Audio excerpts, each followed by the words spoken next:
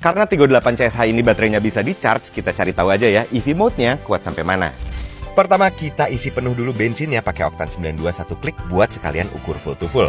Baru dari situ kita jalan lagi sekitar 4 kilometeran ke tempat chargeran buat isi baterai sampai 100%. Ngisinya bisa diisi fast charger, jadi efisien waktu. Setelah penuh, kita reset lagi trip meternya, set di EV mode, dan jalan pure pakai motor elektrik. Rutenya dibawa berhari-hari buat kegiatan dalam kota, lewatin macet, lewatin tol, pokoknya kita simulasiin buat mobilitas daily. Begitu trip meter nyaris nunjukin 80 km dan baterai masuk ke kepala 20%-an, ternyata dia pindah secara otomatis ke mode HEV, alias bakal saling support antara mesin bensin dan baterainya. Kita pun di sini pakai sistem regeneratif braking ya, jadi selain dari mesin, energi deselerasi juga bakal masuk ke baterai lagi. Maka dari itu perjalanan kita lanjutin aja sampai akhirnya trip meter nyentuh angka 160-an km. Lalu isi bensin penuh lagi buat nyari tahu yang kepake berapa liter sih.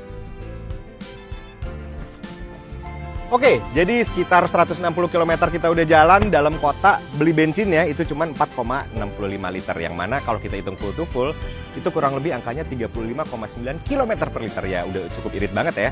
Tapi memang dengan catatan EV mode-nya kita maksimalisasi dan baterainya kita penuhin dulu sampai 100%. Artinya, kalau kita rajin menuhin baterai Tigo 8 CSH ini, sebenarnya bisa aja hari-hari jadi nggak pakai atau sangat sedikit isi bensin dengan jarak yang lumayan jauh. Dan gak heran juga kalau di bulan Juni kemarin, mobil ini penjualannya bisa naik tajam karena kejual lebih dari 1.100 unit, bahkan ngelewatin MPV hybrid Jepang yang titelnya paling laris. Padahal baru satu varian yang dijual, kalau nambah yang AWD atau bahkan versi lebih murah sih, kayaknya gokil juga ya.